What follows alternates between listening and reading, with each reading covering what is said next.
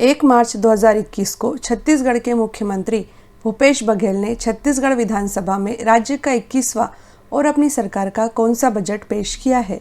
इसका उत्तर है तीसरा बजट।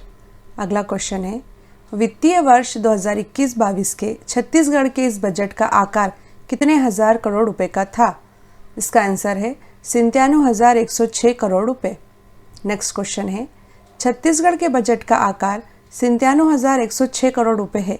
इस बजट में कितना राजस्व घाटा अनुमानित किया गया है? इसका आंसर है 3,702 करोड़ रुपए का राजस्व घाटा। छत्तीसगढ़ के इतिहास में ऐसा कौन सी बार हुआ है कि राज्य का बजट बनाने में सहयोगी के रूप में वित्त सचिव और बजट संचालक दोनों अधिकारी महिला रही हैं? इसका आंसर है पहली बार। अगला क्वेश्चन है, पुलिस फोर्स को जंगल की खबरें देने के लिए बस्तर टाइगर्स के कितने नए पदों की भर्ती की घोषणा बजट में की गई है? इसका आंसर है 2800 पद। अगला क्वेश्चन है, बस्तर डिवीजन के सभी जिलों में तैनात स्पेशल पुलिस फोर्स के जवानों को अब किस नाम से जाना जाएगा? इसका आंसर है बस्तर टाइगर्स के नाम से। वित्तीय वर्ष 2021-22 के छत्तीसगढ़ के बजट में प्रदेश में कितने नए अंग्रेजी माध्यम स्कूल खोले जाने की घोषणा की गई है? इसका आंसर है 119 नए अंग्रेजी माध्यम के स्कूल। अगला क्वेश्चन है, वित्तीय वर्ष 2021-22 के छत्तीसगढ़ के बजट में स्वच्छता दीदी का मानदेय 5,000 रुपये से बढ़ाकर कितना करने की घोषणा की गई है? इसका उत्तर है 6,000 रुपये। अगला क्वेश्चन है, महात्मा गांधी राष्ट्रीय रोजगार गारंटी कानून अर्थात मनरेगा के तहत इस साल राज्य के बजट में कितने रुपए का प्रावधान किया गया है? इसका आंसर है 1,603 करोड़ रुपए का प्रावधान। छत्तीसगढ़ के बजट में राम वन गमन पथ के लिए कितने करोड़ रुपए का प्रावधान किया गया है? इसका उत्तर है 30 करोड़ रुपए का। अगला क्वेश्चन है, छत्तीसगढ़ के बजट में किस स्थान पर नया शासकीय बीएड कॉलेज खोलने की घोषणा की गई है? इसका आंसर है कांकेर में। अगला क्वेश्चन है, छत्तीसगढ़ के नए बजट में राजीव गांधी किसान न्याय योजना के लिए कितने रुपए का प्रावधान किया गया है? इसका उत्तर है 5,703 करोड़ रुपए का। उल्लेखनीय है कि छत्तीसगढ़ सरकार ने पूर्व प्रधानमंत्री राजीव गांधी की पुण्यतिथि यानी 21 मई 2020 को किसानों की आय में वृद्धि करने के लिए राजीव गांधी किसान न्याय योजना शुरू की है। इस योजना में प्रधानमंत्री किसान सम्मान निधि योजना की तरह सहायता राशि सीधे किसानों के बैंक खाते में जमा की जाती है।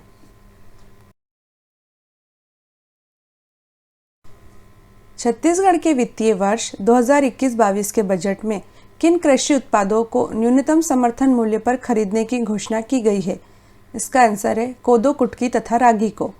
नेक्स्ट क्वेश्चन है, छत्तीसगढ़ के नए बजट में किस जिले को भी हवाई सेवा से जोड़ने के लिए हवाई पट्टी के निर्माण की घोषणा की गई है? इसका आंसर है कोरिया जिले को। अगला क्वेश्चन है, छत्तीसगढ़ के नए बजट में किस एयरपोर्ट पर एयर कार्गो हब बनाने की घोषणा की गई है? इसका आंसर है स्वामी विवेकानंद इंटरनेशनल एयरपोर्ट रायपुर पर।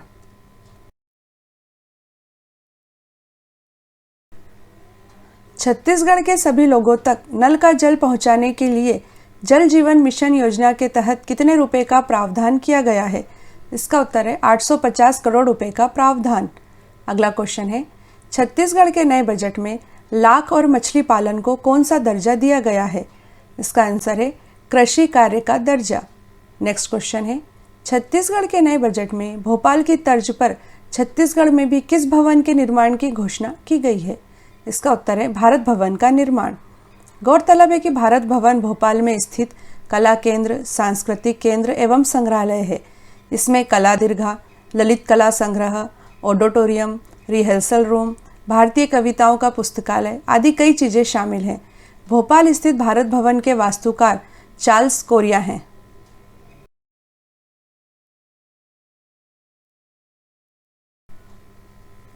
छत्तीसगढ़ के नए बजट में राज्य सिविल सर्विस के अधिकारियों के लिए तथा पुलिस सेवाओं के लिए क्रमशः कौन से 2 नए पुरस्कारों की स्थापना की घोषणा की गई है? इसका उत्तर है राज्य सिविल सेवा पदक तथा राज्य सेवा पुलिस पदक। अगला क्वेश्चन है, छत्तीसगढ़ के नए बजट में किस स्थान पर नवीन ऊर्जा शिक्षा उद्यान स्थापित करने की घोषणा की गई है? इसका उत्तर है दुर्ग जिले के पाटन में। अगला क्वेश्चन है, छत्तीसगढ़ के नए बजट में घोषित ट्रांसजेंडर्स अर्थात तृतीय लिंग के लोगों के पुनर्वास के लिए देश में अपनी तरह का पहला पुनर्वास केंद्र गरिमा गृह के नाम से 1 अप्रैल 2021 से कहां प्रारंभ हुआ है? इसका उत्तर है रायपुर में।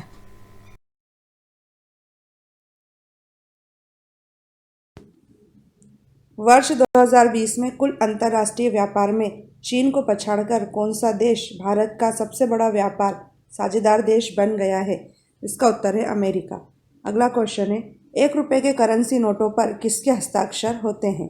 उत्तर है वित्त सचिव भारत सरकार के। अगला क्वेश्चन है, योजना आयोग के स्थान पर नीति आयोग का गठन कब हुआ था? इसका उत्तर है 1 जनवरी 2015 को। वर्तमान में किस देश की मुद्रा का विश्व व्यापार में सबसे अधिक उपयोग होता है? उत्तर है अमेरिका की मुद्रा डॉलर का। अगला क्वेश्चन है, विश्व का सबसे बड़ा स्टॉक एक्सचेंज कौन सा है? उत्तर है न्यूयॉर्क स्टॉक एक्सचेंज। अगला क्वेश्चन है, देश का पहला तैरता हुआ ATM state bank of India ने किस स्थान पर प्रारंभ किया है? उत्तर है कोच्चि में। हमारे देश में चेकबुक किन भाषाओं में मुद्रित हो सकती है? उत्तर है हिंदी एवं अंग्रेजी में। अगला क्वेश्चन है, आईसीआईसीआई का विस्तृत अर्थ क्या है?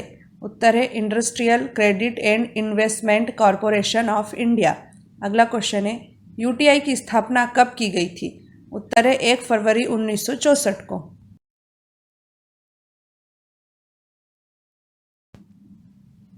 बैंक ऑफ इंडिया का मुख्यालय कहाँ स्थित है? उत्तर है मुंबई में। अगला क्वेश्चन है, 1 जुलाई 1955 को किस बैंक का नाम बदलकर स्टेट बैंक ऑफ इंडिया रखा गया था? उत्तर है इंपीरियल बैंक ऑफ इंडिया। अगला क्वेश्चन है, भारतीय मूल के किस अमेरिकी अर्थशास्त्री को वर्ष 2019 का अर्थशास्त्र का नोबेल पुरस्कार दिया गया है? उत्तर है अभिजीत बैनर्जी को। रिजर्व बैंक ऑफ इंडिया की स्थापना किस वर्ष हुई थी? उत्तर है 1935 में। नेक्स्ट क्वेश्चन है, डेबिट कार्ड पर इक्विवेटेड मंथली इंस्टॉलमेंट अर्थात ईएमआई की सुविधा प्रदान करने वाला पहला भारतीय बैंक कौन सा है? इसका उत्तर है आईसीआईसीआई बैंक। अगला क्वेश्चन है, सामान्यतः बैंक अधिकतम कितनी अवधि के लिए फिक्स्ड डिपॉजिट स्वीकार करते हैं? उत्तर है 10 वर्ष।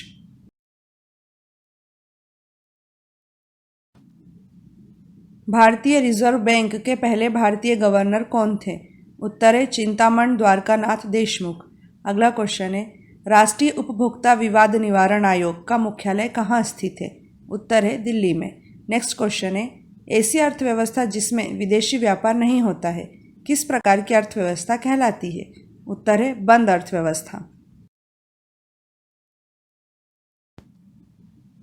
राज्य के राजकोषीय घाटे की वित्तीय व्यवस्था में सर्वाधिक अंश किसका होता है? उत्तर है केंद्रीय सरकार से प्राप्त ऋण का। अगला क्वेश्चन है, इंडिया ब्रांड इक्विटी फाउंडेशन की स्थापना कब की गई थी? उत्तर है 1996 में। अगला क्वेश्चन है, हमारे देश में सर्वप्रथम स्थापित होने वाला बैंक कौन सा था? उत्तर है बैंक ऑफ हिंदुस्तान। कौन सी एजेंसी भारत में क्रेडिट रेटिंग एजेंसियों और म्यूचुअल फंडों का विनिमय करती है? उत्तर है securities and exchange board of India अर्थात सेबी।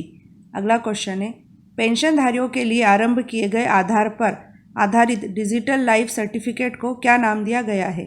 उत्तर है जीवन प्रमाण। अगला क्वेश्चन है, किसी बैंक के करंट अकाउंट और सेविंग अकाउंट में समाहित कुल जमाओं का अनुपात क्या कहलाता है? उत्तर है कासा अनुपात।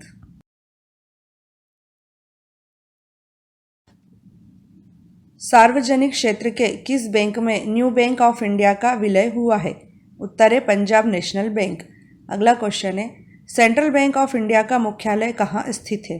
उत्तर है मुंबई में। अगला क्वेश्चन है, वर्ष 1969 में 14 व्यावसायिक बैंकों का राष्ट्रीयकरण किस प्रधानमंत्री के शासनकाल में हुआ था? उत्तर है इंदिरा गांधी।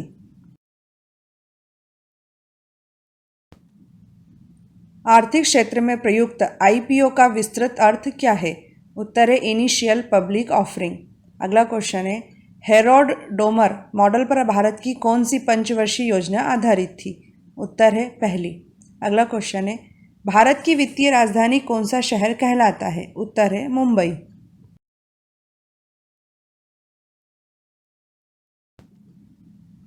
वर्ष 1999 में पारित फेमा का पूरा नाम क्या है? उत्तर है foreign exchange management act. Next question है, एक व्यक्ति एक बैंक की एक ही ब्रांच में कितने बचत खाते खोल सकता है? उत्तर है केवल एक। अगला क्वेश्चन है, economic and social commission for Asia and Pacific का मुख्यालय कहाँ है? उत्तर है बैंकॉक में। रेपो रेट और रिवर्स रेपो रेट कौन निर्धारित करता है? उत्तर है भारतीय रिजर्व बैंक। नेक्स्ट क्वेश्चन है, निजी क्षेत्र के किस बैंक ने सर्वप्रथम भारत में यह सुविधा उपलब्ध कराई है कि कोई भी उपभोक्ता बैंक को केवल एक मिस कॉल देकर राशि का स्थानांतरण करा सकता है? उत्तर है फेडरल बैंक। अगला क्वेश्चन है, भारत में वॉच बैंकिंग स्कीम प्रारंभ करने वाला पहला बैंक कौन सा है? उत्तर है HDFC बैंक। किस बैंक की स्थापना निर्यात को बढ़ावा देने तथा आयात पर देश की निर्भरता कम करने के लिए की गई है? उत्तर है एक्सिम बैंक। अगला क्वेश्चन है, देश का वह पहला राज्य कौन सा था जिसने राज्य स्तरीय मानव विकास रिपोर्ट जारी की थी? उत्तर है मध्य प्रदेश। अगला क्वेश्चन है, 1956 में स्थापित भारतीय जीवन बीमा निगम का हेडक्वार्टर किस शहर में स्थित है? उत्तर है मुंबई में। स्वतंत्र भारत में मुद्रा का अवमूल्यन प्रथम बार किस वर्ष किया गया था? उत्तर है 1949 में। अगला क्वेश्चन है, बिल्कुल नए सिरे से बजट तैयार करना किस प्रकार का बजट कहलाता है? उत्तर है शून्य आधारित बजट। अगला क्वेश्चन है, चेक जारी करने के बाद वह कितने महीने तक वैध रहता है? उत्तर है 3 माह तक। कौन सी संवैधानिक संस्था केंद्र तथा राज्यों के बीच राजस्व वितरण का कार्य करती है? उत्तर है वित्त आयोग। अगला क्वेश्चन है, भारत में पहला ATM किस वर्ष स्थापित हुआ था? उत्तर है 1987 में। अगला क्वेश्चन है, किस पंचवर्षीय योजना में मानव पूंजी के महत्व पर विशेष जोर दिया गया था? उत्तर है 7वीं पंचवर्षीय योजना। द्वितीय पंचवर्षीय योजना जिसमें समाज के समाजवादी प्रतिरूप की स्थापना की आकांक्षा थी, किस अन्य नाम से भी जानी जाती है? उत्तर है महालन 20 योजना। अगला क्वेश्चन है, भारत में विदेशी मुद्रा पर किसका नियंत्रण है? उत्तर है रिजर्व बैंक ऑफ इंडिया का। अगला क्वेश्चन है, भारत में लीड बैंक योजना कब प्रारंभ की गई थी? उत्तर है 1969 में।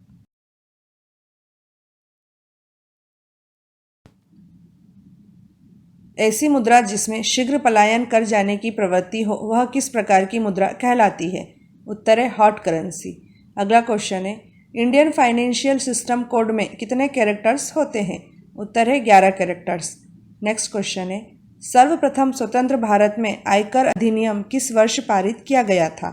उत्तर है 1961 में। विश्व बैंक की स्थापना किस वर्ष हुई थी? उत्तर है 1944 में। अगला क्वेश्चन है, securitisation and reconstructions of financial assets and enforcement of security interest अधिनियम 2002 किस वित्तीय समस्या से निपटने से संबंधित है?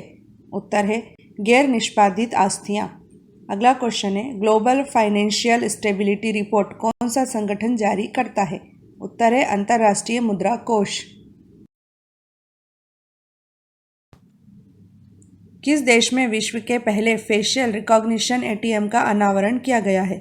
उत्तर है चीन में। अगला क्वेश्चन है, किसने वर्ष 1933 में अर्थशास्त्र में सर्वप्रथम माइक्रो तथा मैक्रो शब्द का प्रयोग किया था? उत्तर है रगनार फ्रिस्क ने। अगला क्वेश्चन है, FDI का विस्तृत अर्थ क्या है? उत्तर है फॉरेन डायरेक्ट इन्वेस्टमेंट।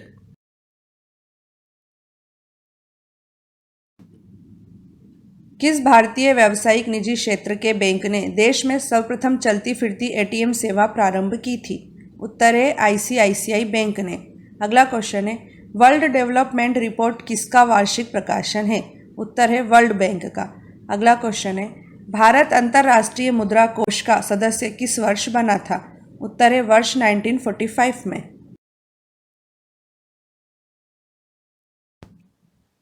भारत में किसकी अभिरक्षा में विदेशी मुद्रा कोष रखा जाता है? उत्तर है भारतीय रिजर्व बैंक। अगला क्वेश्चन है, भारत में पहला व्हाइट लेबल ATM किस कंपनी ने प्रारंभ किया है? उत्तर है Tata communications payment solutions limited.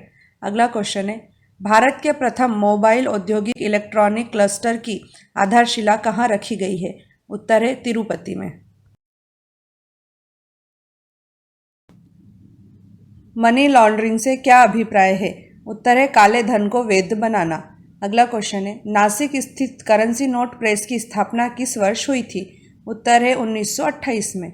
अगला क्वेश्चन है, नीति आयोग की कौन सी विंग सारे राज्यों के मुख्यमंत्री तथा यूनियन टेरिटरी के उपराज्यपालों को मिलाकर बनी है?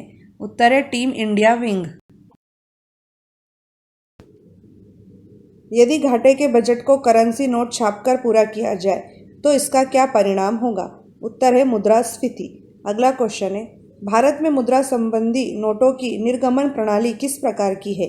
उत्तर है न्यूनतम कोष प्रणाली। अगला क्वेश्चन है, विश्व का प्रथम संगठित शेयर बाजार सन 1602 में कहाँ स्थापित किया गया था? उत्तर है एम्स्टर्डम में।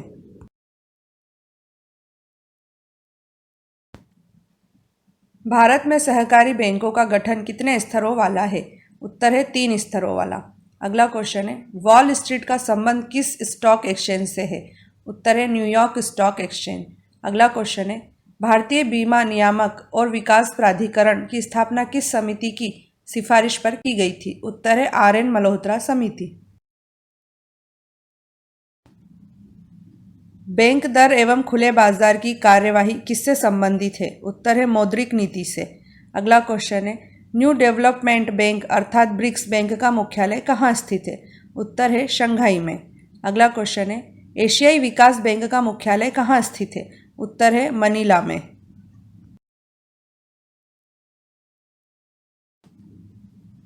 जब चलन में मुद्रा की मांग मुद्रा की पूर्ति से अधिक हो जाए तो उस स्थिति को क्या कहते हैं? उत्तर है अवस्फीति। अगला क्वेश्चन है, किस तारीख को भारतीय रिजर्व बैंक का राष्ट्रीयकरण हुआ था? इसका उत्तर है 1 जनवरी 1949 को। अगला क्वेश्चन है, किस बैंक की विश्व में सबसे ज्यादा संपत्ति है? उत्तर है industrial and commercial bank of China.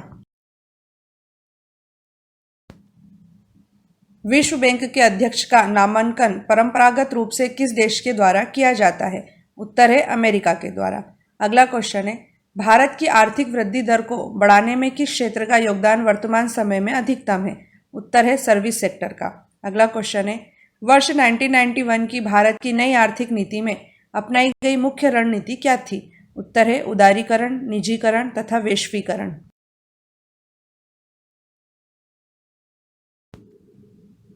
देश में पहली बार किस बैंक ने वायस पासवर्ड सेवा शुरू की है? उत्तर है ICICI बैंक ने। अगला क्वेश्चन है, शेयरों को इलेक्ट्रॉनिक रूप से जिस अकाउंट में रखा जाता है उसे किस नाम से जाना जाता है? उत्तर है डीमेट अकाउंट। अगला क्वेश्चन है, भारत के सभी ATM को कौन जोड़ता है? उत्तर है भारतीय राष्ट्रीय भुगतान निगम।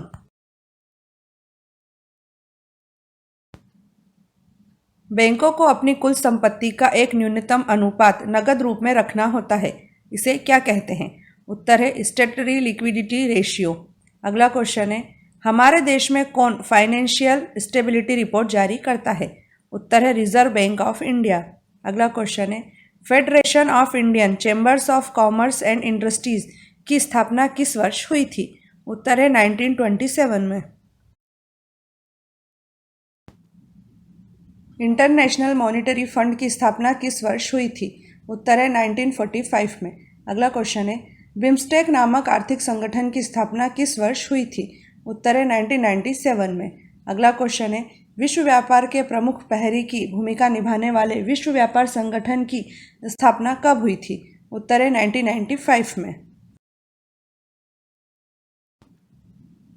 वह मुद्रा जिसकी आपूर्ति मांग की अपेक्षा अधिक हो क्या कहलाती है? उत्तर है सॉफ्ट करेंसी। अगला क्वेश्चन है, किस नीति से बैंक दर संबंधित है? उत्तर है मौद्रिक नीति से। अगला क्वेश्चन है, वर्ष 1998 का अर्थशास्त्र का नोबेल पुरस्कार किस भारतीय अर्थशास्त्री को दिया गया है? उत्तर है अमर्त्य सेन को। भारतीय बैंकों की विदेशों में शाखाएं किस देश में सर्वाधिक हैं? उत्तर है ब्रिटेन में। अगला क्वेश्चन है, 1920 में प्रथम भूमि विकास बैंक की स्थापना किस राज्य में हुई थी? उत्तर है पंजाब में। अगला क्वेश्चन है, सार्वजनिक क्षेत्र के बैंकों में कौन सा बैंक सबसे बड़ा है? उत्तर है भारतीय state bank.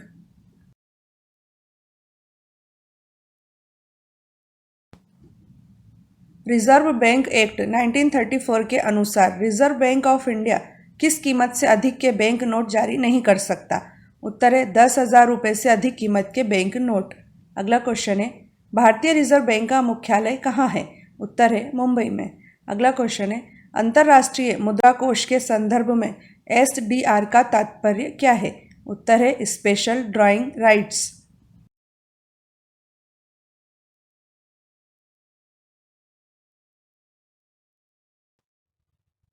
Make in India अभियान किस तारीख से प्रारंभ किया गया है?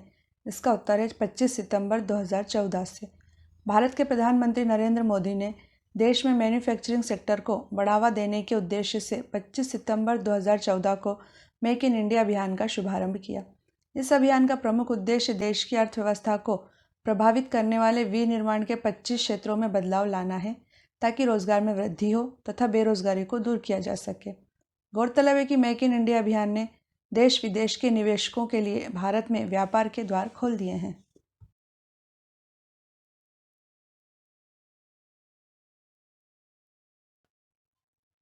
बेटी बचाओ बेटी पढ़ाओ कार्यक्रम का शुभारंभ किस जिले से किया गया था? इसका उत्तर है पानीपत। भारत के प्रधानमंत्री नरेंद्र मोदी ने 22 जनवरी 2015 को हरियाणा के पानीपत जिले से बेटी बचाओ बेटी पढ़ाओ कार्यक्रम का शुभारंभ किया था। यह कार्यक्रम बालिकाओं को जीवित रखने, सुरक्षित रखने, शिक्षित बनाने एवं सशक्त बनाने के लिए समन्वित एवं केंद्रीकृत प्रयास सुनिश्चित करने हेतु शुरू किया गया है। इसे एक राष्ट्रीय अभियान के रूप में सभी राज्यों एवं केंद्र शासित प्रदेशों में क्रियान्वित किया जा रहा है। लैंगिक भेदभाव के कारण बालिकाओं की हत्या रोकना, बालिकाओं का जीवन एवं सुरक्षा सुनिश्चित करना, बालिकाओं की शिक्षा व सहभागिता सुनिश्चित करना इस कार्यक्रम के मूल उद्देश्य हैं।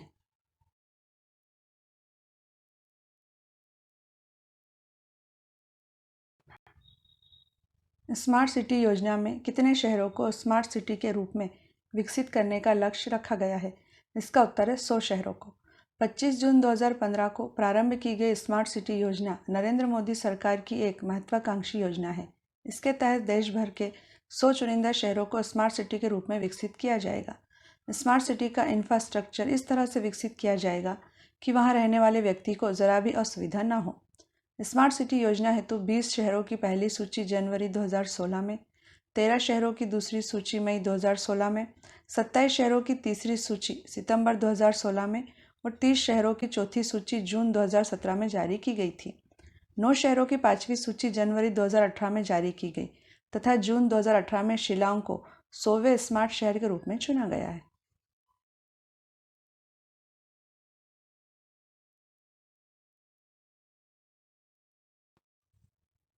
आयुष्मान भारत योजना में कितने रुपए का स्वास्थ्य बीमा उपलब्ध कराया जा रहा है? इसका उत्तर है सालाना 5 लाख रुपए का। मोदी केयर के नाम से मशहूर आयुष्मान भारत योजना 1 अप्रैल 2018 से शुरू की गई है। केंद्र सरकार आयुष्मान योजना के तहत देश के 10 करोड़ परिवारों या 50 करोड़ लोगों को सालाना 5 लाख रुपए का स्वास्थ्य बीमा उपलब्ध करा रही है। आयुष्मान भारत योजना को प्रधानमंत्री जन आरोग्य योजना भी कहा जाता है। यह वास्तव में देश के गरीब लोगों के लिए हेल्थ इंश्योरेंस स्कीम है। लाभार्थी सरकार द्वारा सूचीबद्ध निजी अस्पतालों में अपने परिवार का इलाज करा सकेंगे। इसे पूर्व में चल रही राष्ट्रीय स्वास्थ्य बीमा योजना के स्थान पर प्रारंभ किया गया है।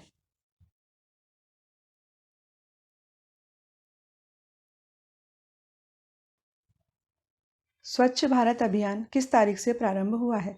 इसका उत्तर है 2 अक्टूबर 2014। प्रधानमंत्री नरेंद्र मोदी ने 2 अक्टूबर 2014 को गांधी जयंती के दिन स्वच्छ भारत अभियान का शुभारंभ किया था। स्वच्छ भारत अभियान का लक्ष्य खुले में शौच को रोकना, प्रत्येक घर में शौचालय का निर्माण करना तथा कचरे का उचित ढंग से निस्तारण करना है। लोगों में स्वच्छता के प्रति जागरूकता उत्पन्न करना भी स्वच्छ भारत अभियान का मुख्य लक्ष्य है। इसके तहत वर्ष 2019 के अंत तक भारत को संपूर्ण स्वच्छ बनाने का लक्ष्य तय किया गया था। 2 अक्टूबर 2019 को प्रधानमंत्री नरेंद्र मोदी ने भारत को खुले में शौच से मुक्त अर्थात ODF घोषित कर दिया है।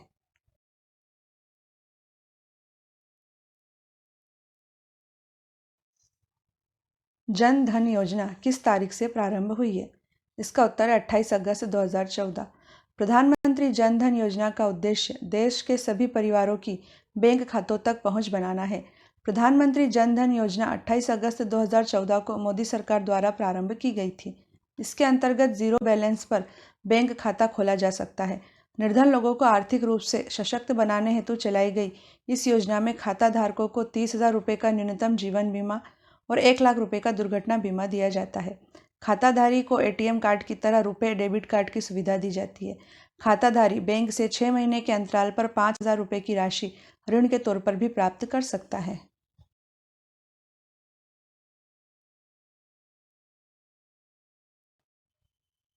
नमामि गंगे कार्यक्रम किस तारीख को प्रारंभ हुआ है? इसका उत्तर है 7 जुलाई 2016 को। गंगा नदी को स्वच्छ बनाने हेतु 7 जुलाई 2016 को केंद्र सरकार के द्वारा नमामि गंगे कार्यक्रम का प्रारंभ किया गया है। 20,000 करोड़ रुपए की लागत वाले इस कार्यक्रम के द्वारा गंगा नदी की स्वच्छता हेतु अनेक योजनाएं क्रियान्वित की जा रही हैं, जिनमें गंगा नदी को प्रदूषण मुक्त करने के लिए जलमल उपचार संयंत्रों की स्थापना, जैवोपचार, गंगा में ठोस कचरा प्रवाहित करने पर रोक, गंगा में गिरने वाले गंदे पानी के उपचार हेतु संयंत्रों की स्थापना, गंगा में गिरने वाले जल मल को निकासी बिंदु पर ही रोकने के उपाय, गंगा किनारे स्थापित कारखानों पर अंकुश जैसे कार्य शामिल हैं।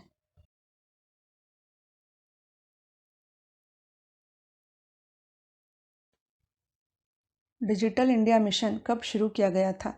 इसका उत्तर है 2 जुलाई 2015 को। सभी सरकारी सेवाएं जन सामान्य को इलेक्ट्रॉनिक तरीके से मुहैया कराने हेतु सरकारी कामकाज का डिजिटलीकरण करने के उद्देश्य से 2 जुलाई 2015 को डिजिटल इंडिया मिशन की शुरुआत की गई थी। मिशन के तहत भारत को डिजिटल बनाने हेतु विशेष ध्यान दिया जा रहा है। 1 लाख करोड़ रुपए की लागत वाले इस मिशन के 2020 तक पूरे होने का लक्ष्य रखा गया है। यह देश का एक सफल मिशन है और डिजिटल साक्षरता तथा विभिन्न कार्यक्रमों के माध्यम से तेजी के साथ अपने लक्ष्य की ओर बढ़ रहा है।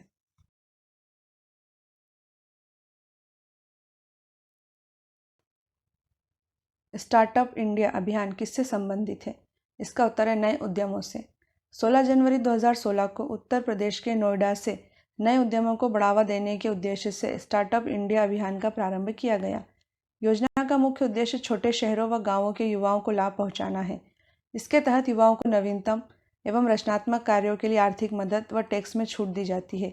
युवाओं को स्टार्टअप प्रारंभ करने के लिए मार्गदर्शन और तकनीकी सहायता उपलब्ध कराने का भी प्रावधान है।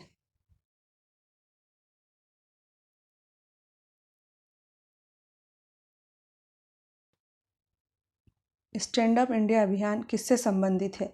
इसका उत्तर है उद्यमशीलता को प्रोत्साहन। उत्तर प्रदेश के नोएडा से 5 अप्रैल 2016 को प्रधानमंत्री नरेंद्र मोदी ने स्टैंड अप इंडिया अभियान की शुरुआत की। इस योजना का लक्ष्य ऋण देकर वंचितों और दलितों को उद्यमशीलता हेतु प्रोत्साहित करके मुख्य धारा में लाना है। केंद्र सरकार की इस योजना के अंतर्गत 10 लाख रुपए से 1 करोड़ रुपए तक का ऋण अनुसूचित जाति, अनुसूचित जनजाति और महिलाओं को प्रदान किया जाता है।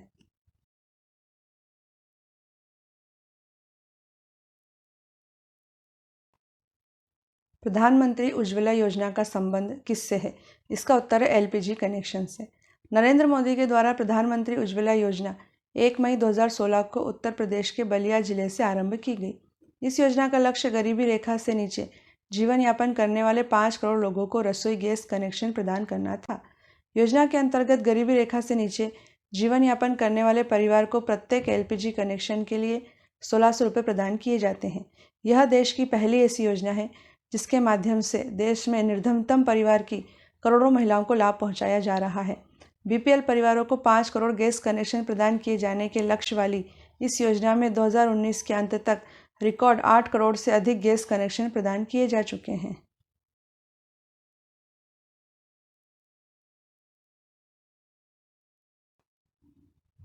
उज्ज्वला प्लस योजना क्या है? इसका उत्तर है एलपीजी सब्सिडी छोड़ने से। प्रधानमंत्री उज्ज्वला प्लस योजना 2017 के अंतर्गत स्वेच्छा से एलपीजी पर अपनी सब्सिडी छोड़ देने वाले उपभोक्ताओं को ज़रूरतमंद परिवारों को मुफ्त एलपीजी कनेक्शन मुहैया कराने के लिए प्रोत्साहित किया जाता है। इसके अंतर्गत एलपीजी पर अपनी सब्सिडी छोड़ देने वाले उपभोक्ताओं की सब्सिडी की राशि से गरीब परिवारों को मुफ्त एलपीजी कनेक्शन दिए जाते हैं।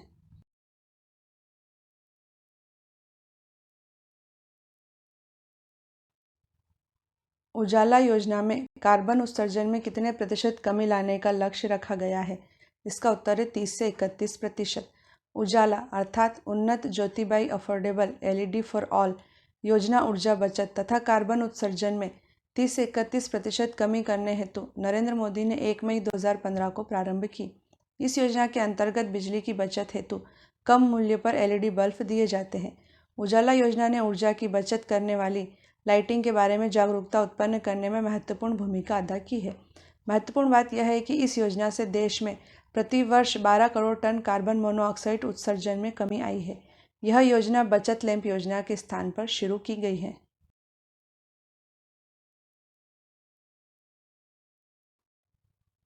दीनदयाल उपाध्याय अंत्योदय योजना का मुख्य उद्देश्य क्या है? इसका उत्तर है कौशल विकास। 25 सितंबर 2014 को प्रारंभ की गई दीनदयाल उपाध्याय अंत्योदय योजना का उद्देश्य कौशल विकास और अन्य उपायों के माध्यम से आजीविका के अवसरों में वृद्धि कर शहरी और ग्रामीण गरीबी को कम करना है।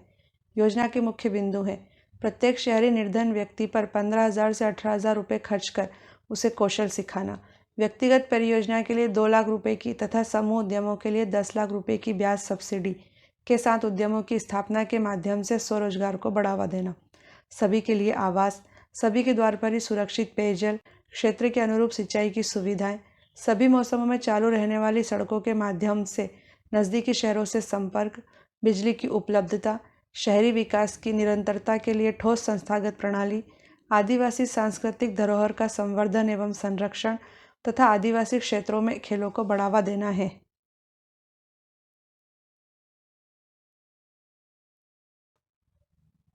राष्ट्रीय रुर्बन मिशन की शुरुआत किस वर्ष की गई है? इसका उत्तर है 2016 में। भारत के प्रधानमंत्री नरेंद्र मोदी ने 21 फरवरी 2016 को छत्तीसगढ़ के राजनांदगांव जिले के कुरुभात गांव से राष्ट्रीय रुर्बन मिशन का शुभारंभ किया था। राष्ट्रीय रुर्बन मिशन के तहत ग्रामीण क्षेत्रों में आधारभूत सेवाओं में वृद्धि तथा सुविधाएं प्रदान कर गांवों का विकास करना है।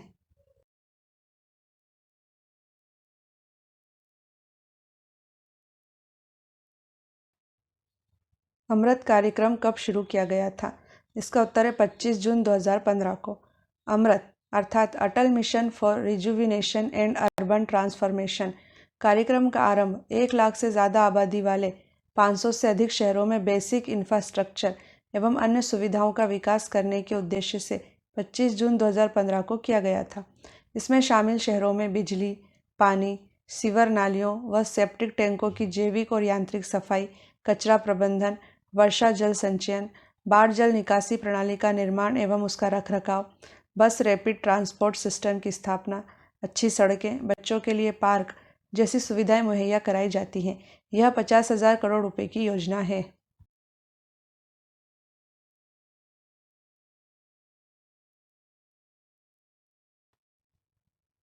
सुगम्य भारत अभियान किसके लिए शुरू किया गया है? इसका उत्तर है विकलांगों के लिए। सुगम्य भारत अभियान का आरंभ प्रधानमंत्री नरेंद्र मोदी द्वारा 3 दिसंबर 2015 को अंतर्राष्ट्रीय विकलांग दिवस के दिन किया गया था। केंद्र सरकार ने विकलांगों अर्थात दिव्यांगों के उत्पादक, सुरक्षित और गरिमापूर्ण जीवन जीने के लिए उन्हें प्रगति और विकास हेतु समान अवसर और सुगम्यता प्रदान करने हेतु सुगम्य भारत अभियान की शुरुआत की है।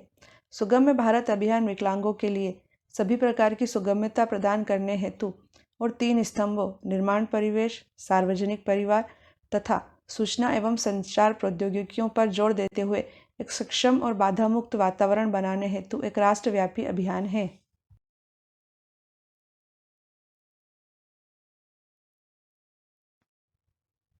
प्रधानमंत्री आवास योजना किस तारीख को प्रारंभ की गई है? इसका उत्तर है 20 नवंबर 2016 को। प्रधानमंत्री नरेंद्र मोदी ने 20 नवंबर 2016 को आगरा से प्रधानमंत्री आवास योजना का शुभारंभ किया। यह योजना शहरी तथा ग्रामीण क्षेत्रों के लिए 2 अलग अलग नामों प्रधानमंत्री आवास योजना शहरी तथा प्रधानमंत्री आवास योजना ग्रामीण से चलाई जा रही है। लोगों को अपना घर दिलाने के उद्देश्य से योजना के तहत वर्ष 2022 तक 2 करोड़ से ज़्यादा घरों का निर्माण किया जाएगा। योजना को निम्नलिखित 4 कार्यक्रम घटकों के माध्यम से पूरा किया जा रहा है। पहला, निजी प्रवर्तकों की भागीदारी से स्लम वासियों का स्लम पुनर्वास। दूसरा, ऋण से जुड़ी ब्याज सब्सिडी के माध्यम से कमजोर वर्ग के लिए किफ़ायती आवास को प्रोत्साहन। तीसरा, सार्वजनिक तथा निजी क्षेत्रों के साथ भागीदारी में किफ़ायती आवासों का निर्माण। चौथा, लाभार्थी आधारित व्यक्तिगत आवास निर्माण के लिए सब्सिडी।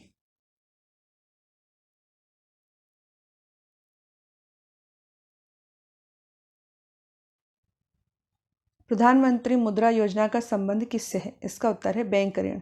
प्रधानमंत्री मुद्रा अर्थात micro units development and refinance agency limited योजना एक बैंक ऋण योजना है जो लघु उद्यमों, कंपनियों व स्टार्टअप्स को वित्तीय सहायता उपलब्ध कराने के लिए 8 अप्रैल 2015 को प्रारंभ की गई थी। इस योजना के अंतर्गत 3 श्रेणियों में ऋण दिया जाता है। पहली है शिशु। इसके अंतर्गत नए उद्यमियों को व्यापार प्रारंभ करने हेतु 50,000 रुपये तक का ऋण दिया जाता है। दूसरी है किशोर। इसके अंतर्गत उन उद्योगों को 50,000 से 5 लाख रुपये तक का ऋण दिया जाता है जो प्रारंभ तो हो गए हैं पर अभी स्थापित नहीं हो पाए हैं। तीसरी है तरुण। इसके अंतर्गत स्थापित हो चुके लघु उद्योगों को व्यापार वृद्धि हेतु 10 लाख रुपये तक का ऋण उपलब्ध कराया जाता है।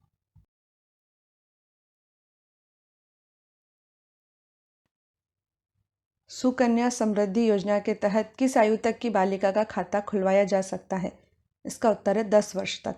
सुकन्या समृद्धि योजना बालिकाओं के लिए एक लघु बचत योजना है तथा बेटी बचाओ बेटी पढ़ाओ योजना का ही एक अंग है, जिसका शुभारंभ प्रधानमंत्री नरेंद्र मोदी ने 22 जनवरी 2015 को किया था। सुकन्या समृद्धि योजना के तहत सुकन्या समृद्धि खाता बालिका के जन्म लेने से लेकर उसकी आयु 10 वर्ष होने तक किसी भी समय उसके नाम से खुलवाया जा सकता है। आरंभ में न्यूनतम 1,000 रुपये जमा कराने होते हैं और उसके बाद 100 रुपये के गुणक में कोई भी राशि जमा कराई जा सकती है।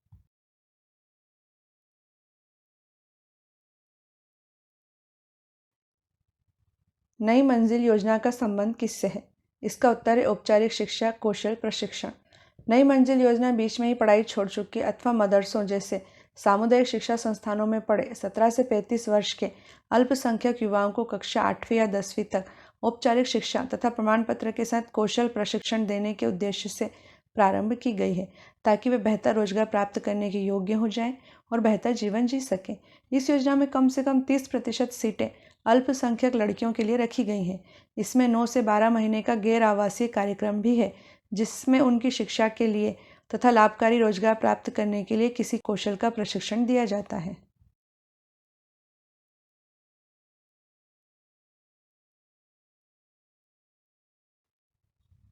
सागरमाला राष्ट्रीय परिप्रेक्ष्य योजना किस तारीख को प्रारंभ हुई है? इसका उत्तर है 14 अप्रैल 2016 को। 14 अप्रैल 2016 को प्रधानमंत्री नरेंद्र मोदी ने सामुद्रिक भारत सम्मेलन के शुभारंभ के अवसर पर सागरमाला राष्ट्रीय परिप्रेक्ष्य योजना प्रारंभ की। सागरमाला सरकार का एक प्रमुख कार्यक्रम है, जिसका उद्देश्य देश में बंदरगाहों की अगुवाई में विकास को गति प्रदान करना है। इस कार्यक्रम से लॉजिस्टिक्स लागत में लगभग 35,000 करोड़ रुपए की वार्षिक बचत हो सकती है। साथ ही वर्ष 2025 तक भारत का व्यापारिक निर्यात बढ़कर 110 अरब डॉलर तक होने की संभावना है। इस योजना के माध्यम से लगभग 1 करोड़ नए रोजगार अवसर पैदा होने का अनुमान है।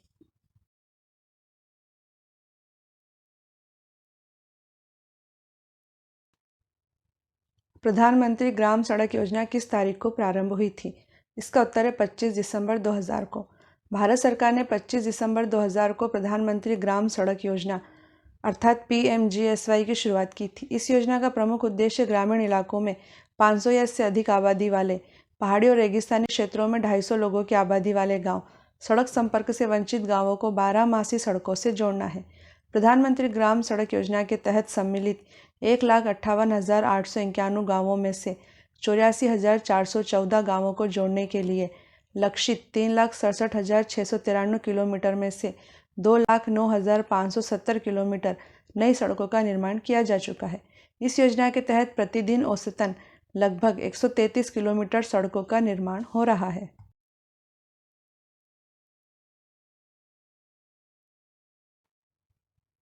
ई नाम योजना किससे संबंधित है? इसका उत्तर है किसानों को उनकी उपज का उचित मूल्य दिलाने से। ई नेशनल एग्रीकल्चर मार्केट अर्थात ई नाम योजना का प्रारंभ प्रधानमंत्री मोदी के द्वारा 14 अप्रैल 2016 को किसानों को उनकी उपज का उचित मूल्य प्राप्त कराने के उद्देश्य से किया गया है। ई नाम राष्ट्रीय स्तर का इलेक्ट्रॉनिक ट्रेडिंग पोर्टल है, जो एकीकृत राष्ट्रीय बाजार के लिए एक मंच है।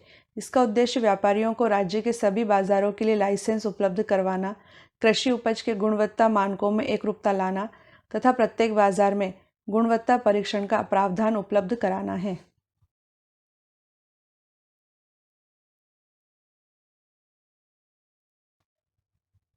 उड़ान योजना का संबंध किससे है? इसका उत्तर है सस्ती हवाई सेवा। उड़ान यानी उड़े देश का आम नागरिक योजना देश के आम नागरिकों को सस्ते में हवाई सफ़र कराने के मकसद से शुरू की गई है।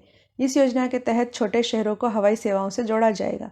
पहली सेवा शिमला और दिल्ली के बीच प्रारंभ की गई थी, जिसका शुभारंभ 27 अप्रैल 2017 को प्रधानमंत्री नरेंद्र मोदी ने शिमला के जुव्वरहट्टी हवाई अड्डे से किया था।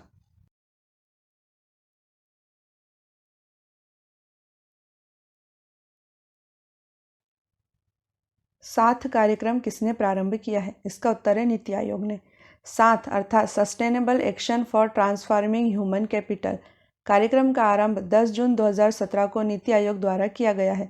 शिक्षा व स्वास्थ्य क्षेत्र में कायाकल्प करने के उद्देश्य को लेकर इसका आरंभ किया गया है। यह कार्यक्रम विभिन्न राज्यों द्वारा नीति आयोग से अपेक्षित तकनीकी सहायता की आवश्यकता पूरी करेगा। इसका लक्ष्य बेहतर स्वास्थ्य प्रणालियों के लिए राज्यों की 3 भावी रोल मॉडल का चयन और निर्माण करना।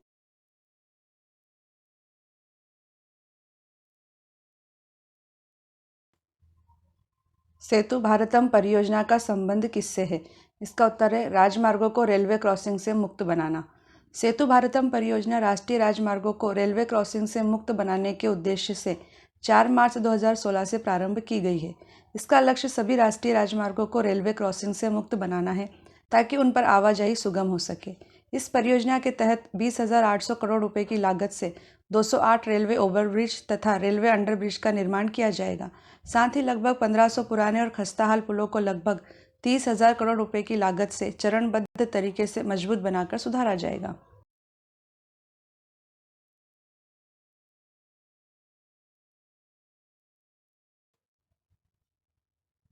राष्ट्रीय वयोश्री योजना किस तारीख को प्रारंभ हुई है? इसका उत्तर 1 अप्रैल 2017।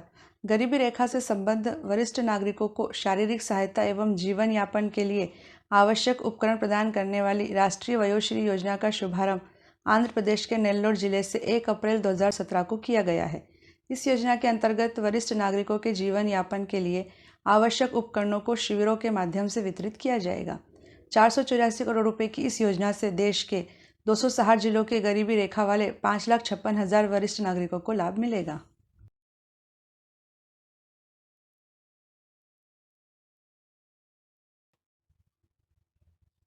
हृदय योजना का संबंध किससे है? इसका उत्तर है विरासत स्थल संरक्षण से।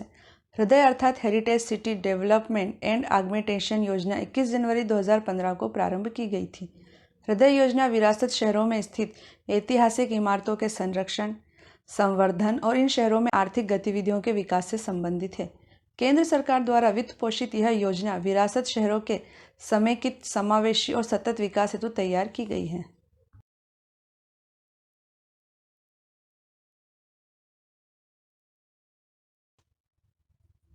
समग्र शिक्षा अभियान कार्यक्रम कब शुरू किया गया था? इसका उत्तर है 24 मई 2018 को। 24 मई 2018 को आरंभ किए गए समग्र शिक्षा अभियान कार्यक्रम के माध्यम से स्कूली शिक्षा को गुणवत्तापूर्ण बनाने पर जोर दिया जा रहा है। योजना के तहत शिक्षा में तकनीकी प्रयोग बढ़ाकर विद्यार्थियों और शिक्षकों को अधिक सशक्त बनाया जाएगा। योजना में बालिका शिक्षा पर फोकस किया गया है। इस अभियान में पूर्व में चल रही 3 योजनाओं सर्व शिक्षा अभियान, राष्ट्रीय माध्यमिक शिक्षा अभियान और समग्र शिक्षा अभियान को समाहित कर दिया गया है। इसका उद्देश्य बच्चों को गुणवत्तापूर्ण शिक्षा प्रदान करने के साथ उन्हें समग्र रूप से विकास की ओर अग्रसर करना है।